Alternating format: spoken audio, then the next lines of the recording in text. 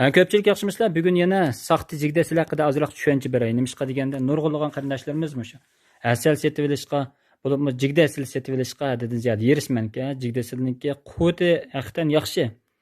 Shunga bizning turmush odatimizga mush asal deyish bilan birgalam kallamizga keladigan eng oldi bilan keladigan shu jigdasilniki. Shunga jigdasil setib olgan nimalarga diqqat qilamiz, mush haqda ozroq to'xtalib o'tay. Men asalni shu holatda bir yo'llagandim. Mana mushundoq qaramtul qizg'uch holatda kelgan bozorlar setilayotgan atalmish jigdasallari bir sum jigdasil emas.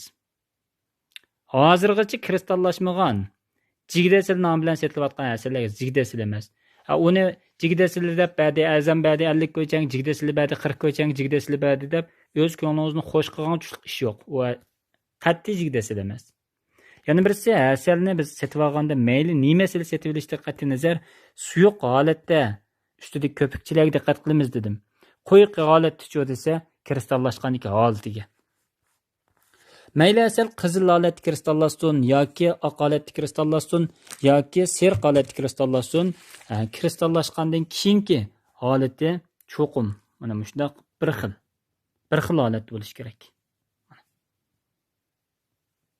Lekin ma asalga qarab baqsaq, ko'naksima holatda Mayer kristallashgan, o'tirisi kristallashmagan, usti kristallashgan mana shunday. Shunga bundaq asalni mayli kimdan elishingizdan qat'iy nazar, u odam qanchalik ishonchli bo'lishdan qat'iy nazar, bu asal saxta asal.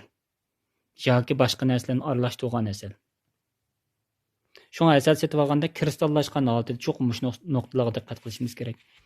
Yana birisi jigida asallarniki bahasi zot qancha pul deb mush to'g'risida ikkilanganlar borki. Bu asalning bahosiga ta'sir ko'rsatilgan omillar bir qancha bo'ldi. Birisi chechak manbasi, ikkinchisi chechak xususiyati, uchinchisi jug'rofiylik o'rin, to'rtinchisi pishish darajasi degandek bir qancha chuqur bor. Buning ichidagi pishish darajasi degan bu bak muhim.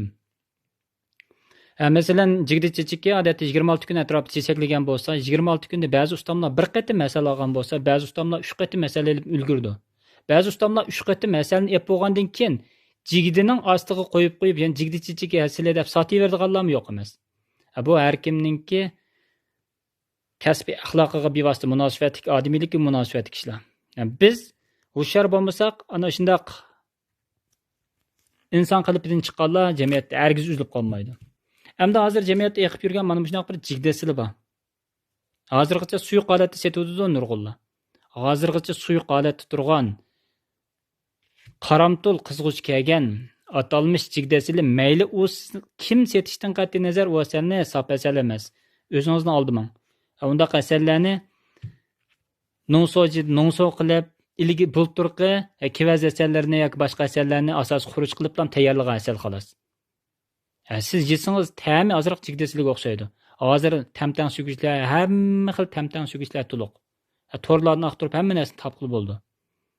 Shunlashqa jigdasili nomi bilan setilayotgan mana shunday asallarni nazar aylang. Yana birisi jigdasiliniki bahosiga kelganda,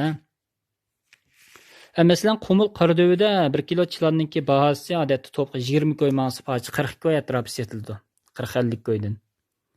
Lekin bizning Aqsu kalpini bo'lsa 1 kilo chilonni odatda 2 ko'chan, 3 ko'changacha elib, qo'y boda o'timiz 1 kilo bo'ldi.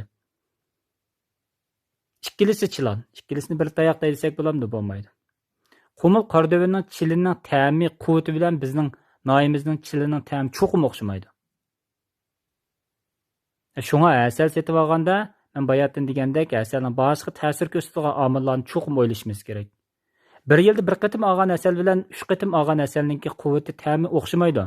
Shunga ba'zilar jigdasini 50 ko'g sotadi, ba'zilar 80 ko'g sotadi, ba'zilar 100 ko'g sotadi. Hatto 200 ko'g sotadiganlar bor 1 kilosini. Shunga asal setib olganda bahosi palondan olsa manchi pulga, palondan olsa manchi pulga deb bu pulini surish demay, eng oldi bilan mushu har asal narsa baqqan ustam yoki mushu asal sotgan ustam asalni tushunamdi, tushunmamdi. Mushu asal ko'nakda zot qancha kun turgan, pishish darajasi qanchalik, chechak manbasining soplik qanchalik. Mushu nuqtalarga texnikroq ko'ngil bo'lishimiz lozim.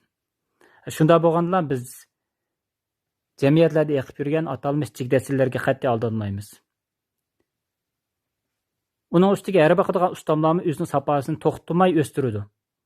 Asalga qo'ygan talabmi kundan kunga yuqori ko'tarildi. Bozorlarda saxta asallarni eqib yurishi ozlaydi. Shunga